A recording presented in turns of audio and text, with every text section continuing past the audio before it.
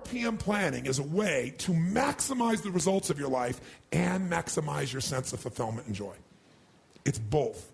In order to do that, we got to change what we focus on from the question of what do I have to do to what's my outcome? What do I want? What's most important to me? What's the result I'm committed to getting?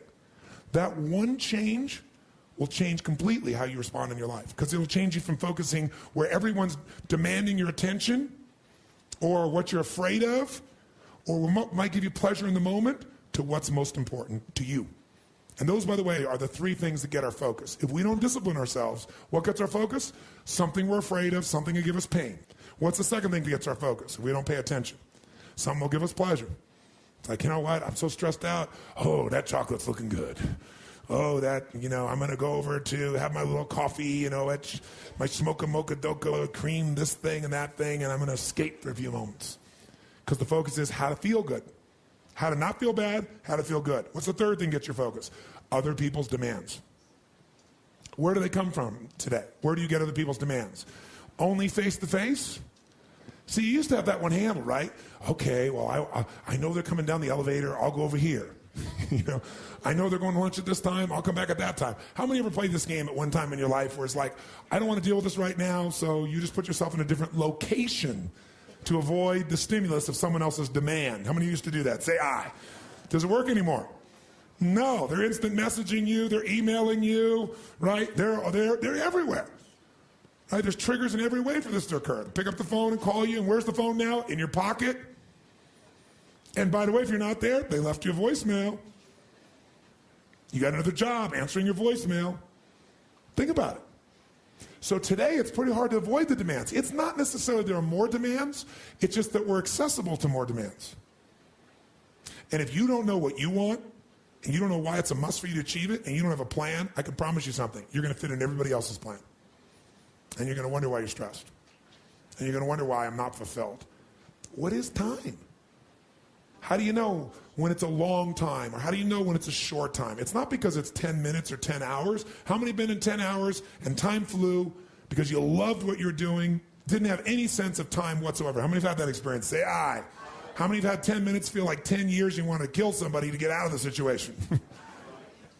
So what is time? Time is emotion.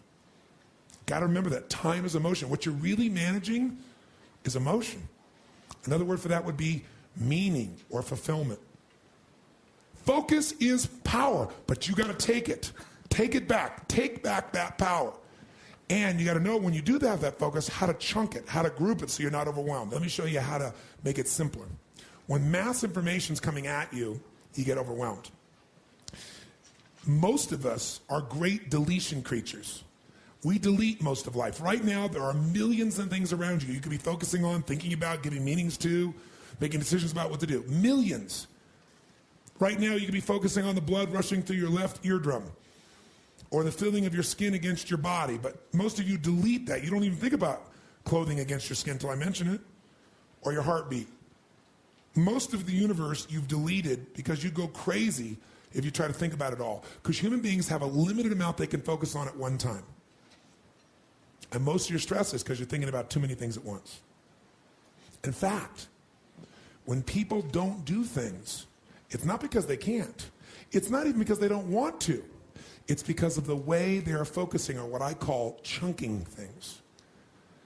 When people don't follow through, here's what they do. I'll give you an example. Who here believes exercise is very important, but you don't exercise regularly? Let me see a show of hands. Raise your hand.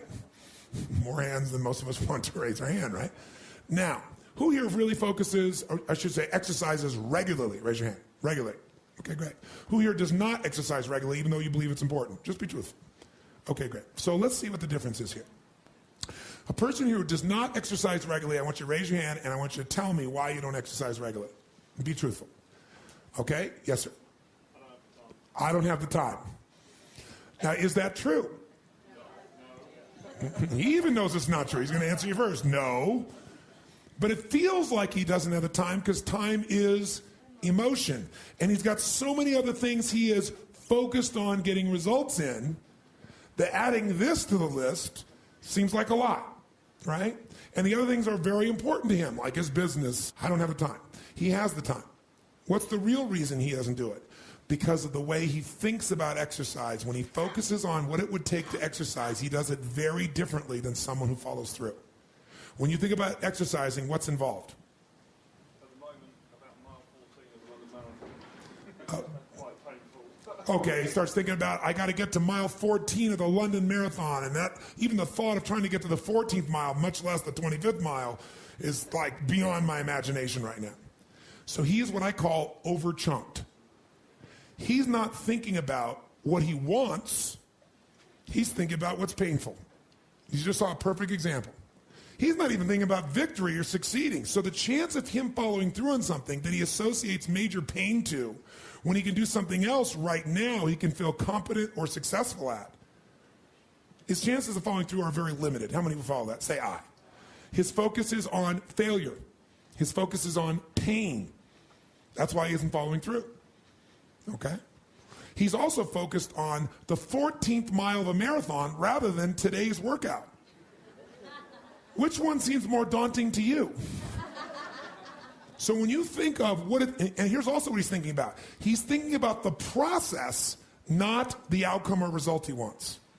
And when you think about what it's going to take to do something, usually it takes a lot and you're not going to want to do it. So he's over-chunked himself.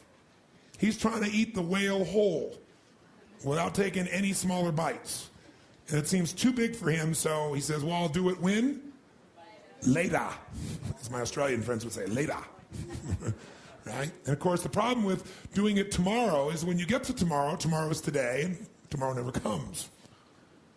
So, and you keep promising yourself. By the way, what does this do to you emotionally when you keep breaking your own promises with yourself? Or you keep failing to do things that you know are important? Does it increase your level of certainty and confidence? No.